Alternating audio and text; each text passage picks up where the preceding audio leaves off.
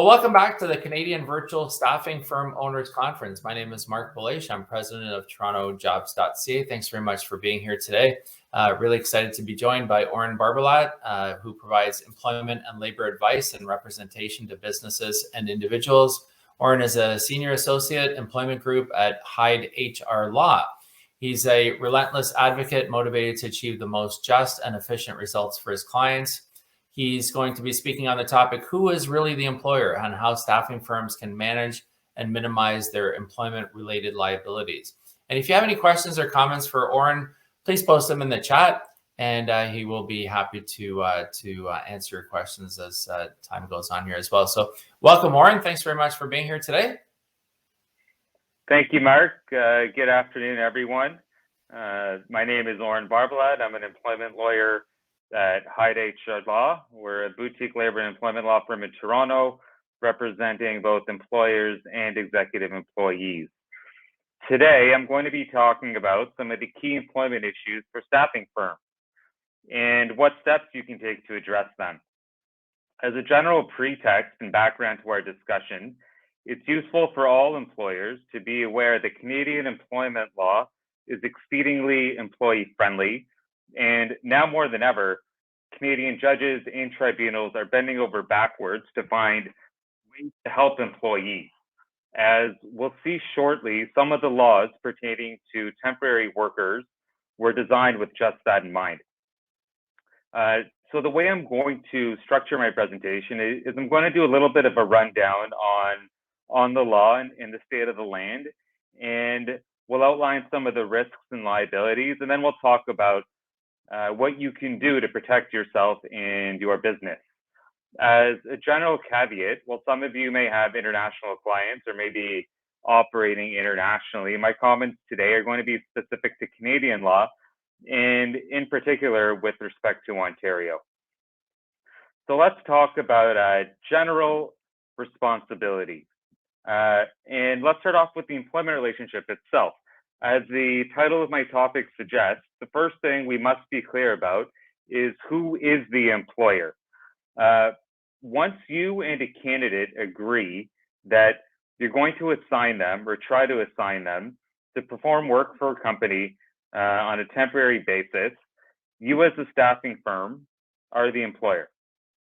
It's critical to understand that once there is an employment relationship between your firm and the employee, it continues whether or not the employee is on an assignment that is working for your client or not.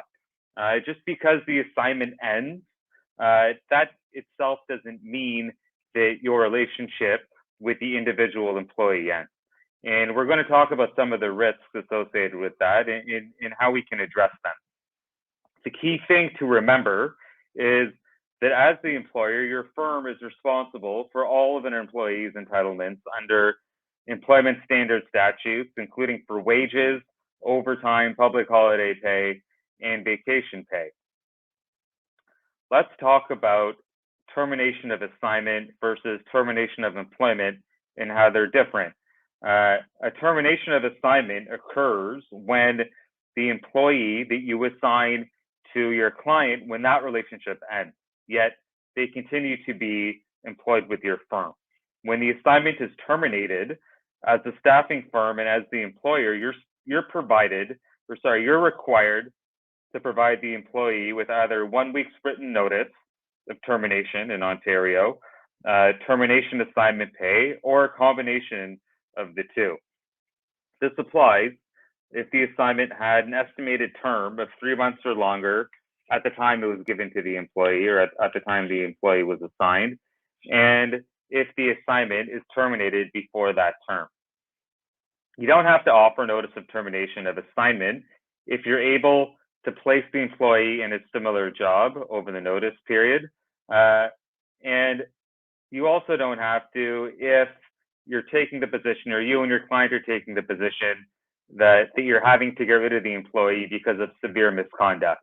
That on its own is a legal hurdle in and of itself, whether you have cause to terminate the employee or to terminate their assignment. But for these purposes, that's one way that you can theoretically avoid providing notice of termination of the assignment. So as mentioned, termination of the assignment is different than termination of employment. If you do terminate the employment relationship, your temporary workers have the same rights as all other employees to notice of termination. During the notice period, they're entitled to be paid all of their wages as if they had continued to work during the notice period, if you elect to give them payment in lieu of notice. The next issue I'm going to discuss are temporary layoffs. And that's because some of your employees in between assignments might be temporarily laid off. However, they can't be laid off indefinitely. And in Ontario, as is the case in other jurisdictions, at a certain point, a temporary layoff automatically becomes a termination. Once it's a termination, you're obligated to provide the employee with their termination entitlement. However, there are certain situations where the employee isn't deemed to be on a layoff, and it's typically where they're not working through no fault of your own. So, for example, if they're not able to work, they're refusing to work, you place them at a placement and they simply don't want to do it, that week then won't count as part of their temporary layoff. Now, COVID-19 has really changed the game with temporary layoffs in Ontario and across Canada, and I'll discuss that shortly. But for these purposes right now, the importance is to understand that at a certain point, temporary layoffs become automatic terminations, and you should be aware of that. Now, the next thing I want to discuss are general prohibitions. As a temporary staffing firm, you're not allowed, in Ontario, you're not allowed to charge a fee to an assignment employee for becoming an employee of your firm, for trying to assign them to a client, or providing them with any kind of help preparing resumes or preparing for interviews. This may come as a surprise to many of you, but you're not allowed to restrict the employee in any way from becoming employed directly with your client, and you're not allowed to put a similar restriction on your client from hiring the employee directly. It can be somewhat surprising because permanent employees are often subject to similar restrictions about where they can work and whether they can compete and so on and so forth. However, the legislation is clear in Ontario that you can't do that with your assignment employees. There's also certain prohibitions on charging fees to clients for hiring your employees directly, except in very limited situations and within a very specific time period. There's also something called reprisals, which all employers should be aware of, including staffing agencies and staffing firms. But the overall idea is that you should never penalize or punish an employee for doing things such as asking questions about their rights, filing a claim under the Employment Standards Act, or otherwise exercising their rights. Now let's talk about workplace health and safety. You and your clients are responsible for taking reasonable steps to protect the health and safety of workers. Although the client will normally have the day-to-day control over the work and working conditions of the workplace, you aren't relieved of your legal duties under occupational health and safety legislation during the assignment. For example, your obligations include the duty to know the hazards in the workplace and acquaint the worker or a person in authority over a worker with any hazard in the work, provide ongoing information, instruction, and supervision to protect the worker, and assist, respond to, and cooperate with the health and safety committees or representatives as required by law.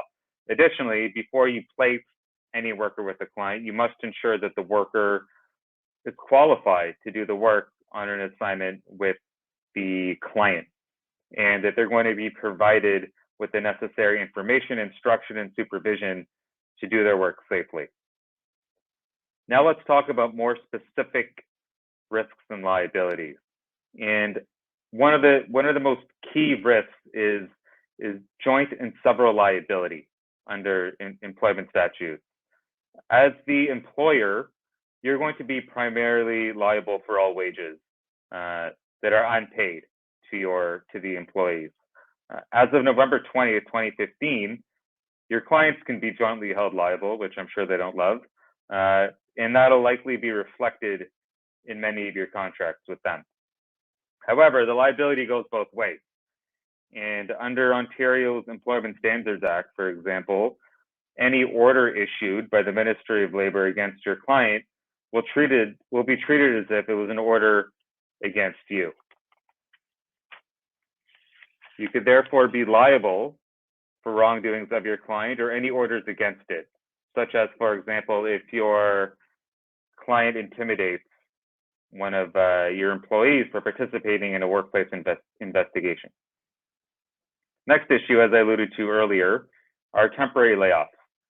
COVID-19 was a wake-up call for many Canadian employers regarding temporary layoffs. While the employment standards legislation indicates when that temporary layoff becomes an automatic termination, many employers are surprised to learn that there's no actual inherent right to lay somebody off unless you agree and unless there's an understanding that you have that right.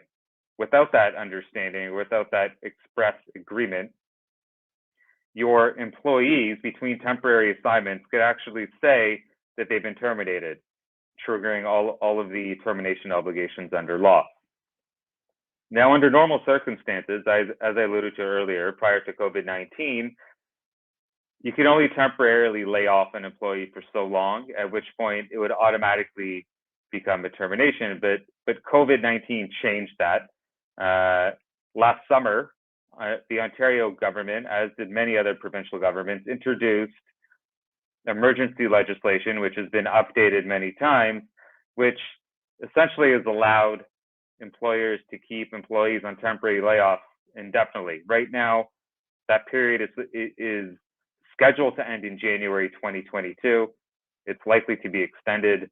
But the key takeaway here is that it should be monitored, because you won't be able to, if you do have any employees on temporary layoffs who are in between placements, they're going to be automatically terminated if you don't address their employment shortly. Probably the most important risk in liability as far as employers are concerned relate to termination costs. And this is a confusing one for many Canadian employers, not to mention international companies operating in Canada. And that's because Canadian employees have two different sources of entitlement upon termination. All employers must comply with the statutory minimum set out in the legislation. That part is simply not negotiable. In Ontario, for example, that's the often cited reference to 1 week per year of service. But that's the floor. The story doesn't end there. And that's because every employment relationship in Canada has an implied term that employees will be provided with reasonable notice of termination at common law. That's the other source of entitlement. Unlike the statutory minimums, the common law notice period is determined by a judge with specific reference to an employee's personal characteristics. The difference between the statutory minimums and the common law period can be staggering. For example, it could be the difference between giving an older employee with 10 years of service in the range of 14 months or giving them 8 weeks. Obviously, the difference in cost could be significant. If as the employer, you want to pay the employee the legally minimum amount, you must have very clear contractual language confirming that. These terms are very hotly contested in the courts, given what's at stake for employees. Next key source of liability are misrepresentation. Your clients will likely have you sign contracts in which you make all kinds of promises, including with respect to the employee's skills, qualifications, certifications, criminal records, and so on.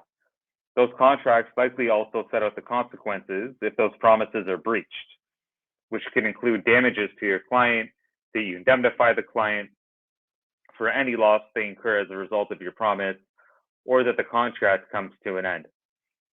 The next key source of liability is liability at common law and tort. And essentially, you could be subject to claims for wrongdoings of your employees committed against a third party in the course of their employment while assigned to your client. For example, let's say you provide a client with a truck driver, and during one of his shifts, he causes a car accident, severely injuring others. As the employer, you could be named as a defendant in a lawsuit. With the prevalence of vaccination policies, you could also be liable if an unvaccinated employee infects others and causes them harm. While we're on the topic of vaccination policies, many employers in general are wondering what about the risks of having policies themselves. Now that various government authorities and human rights bodies across Canada have weighed in, there's much less risk with implementing a policy for your employees. The primary risk relates to ensuring that you accommodate any legitimate potential human rights issue. If your policy fails to account for these limited considerations, you could be subject to human rights complaints. You should also consider privacy issues, and in particular, you want to ensure that you're securing private health information, that you're only doing it for as long as necessary, and that you're very clear from the outset about what you're doing with that information and who you're giving it to, such as the client. You could also theoretically, or your employees could also theoretically object to a vaccination policy on the basis of a sincerely held religious belief. So be prepared to make the appropriate inquiries. Given your obligations, however, to maintain a safe workplace in your joint responsibilities with the client, as we discussed earlier, as well as the various government directives, the reality is the risk of not mandating vaccination right now significantly outweighs the risk of having a policy. And that's especially the case if the employee is going to be interacting with others in person. So now that I've whipped you into a frenzy about all of the dangers of being a staffing firm, it's actually not that scary. Let's talk about how to address some of these risks and liabilities. Firstly, employee screening. Ensure your background checks are thorough, appropriate, and in accordance with any express requirements from your client. For example, if you're placing employees in the financial sector or in a related role, it might be appropriate to request a credit check. Once you've determined exactly what background checks are necessary and appropriate, be clear with the candidate that employment at your firm is conditional upon the successful completion of the necessary checks. Once they've started working for a client, it's likely far too late, and you'll be in a position where you have to terminate them and either pay them or give them notice of assignment or termination pay if both you and your client want to end the relationship with the employee. Not to mention some of their common law entitlements we discussed earlier. With respect to screening for vaccination status, that's generally fine, as discussed earlier, so long as you ensure you give employees the opportunity to raise legitimate human rights issues. These will generally be limited to allergic reactions to a component in the vaccine, or if they've suffered a heart issue in response to a first dose. If the candidate objects on the basis of religion, it's perfectly acceptable to make further inquiries as to the nature of their belief and why it prevents them from being vaccinated. Ontario's Human Rights Commission has very recently confirmed, as of last week, that there's no human rights obligation to accommodate preferences only. When screening for vaccination status, you should also consider your client's internal policies and their own statutory and legal requirements. The federal government, just a few months ago, announced an expectation, last month, that federally regulated workplaces will require their employees to be vaccinated. Be mindful of that If you have any federally regulated clients, such as banks or telecommunication companies, as they will almost certainly require that your employees be vaccinated if they're performing in-person work. In the unlikely event that your candidate has a legitimate human rights issue, it doesn't automatically entitle them to endanger the health and safety of others. The requirement is to accommodate them up to what's called the point of undue hardship. If they can perform their work remotely with a client, that could be a reasonable accommodation. If they can't, you should probably discuss the situation with your counsel so that you don't run afoul of your various competing obligations we've discussed earlier. Your screening process obviously should also ensure that your candidates possess the necessary skills and qualifications that are being requested by your client. The next important consideration to minimize your liabilities are your contracts with your employees. These are important not only to set out expectations clearly, but to limit your liabilities, because as we've mentioned now several times, Canadian courts and tribunals are really preoccupied with protecting employees in vulnerable positions. And for that reason, if there's no clear contractual language, the court will quite happily imply all kinds of terms into the relationship, which will invariably be much more favorable to the employee than what you had initially intended. For that reason, the most important term in your employment contract will be the termination provision. If the intention is to give the employees the legally required minimum only and no further, you must state that with absolute precision. These termination provisions are increasingly scrutinized by the courts, and even experienced lawyers are getting them wrong. It's never been more important to ensure that they're expertly drafted. Next are your temporary layoff provisions in your contracts with your employees. Although it's a common expectation that employees of staffing firms will go weeks between placements, unless their contracts expressly permit temporary layoffs, they could argue that the layoff amounted to termination if they're so inclined. Therefore, all of your contracts should expressly state that you are permitted to lay them off in accordance with the employment standards legislation, and that no such layoff will amount to a dismissal at law.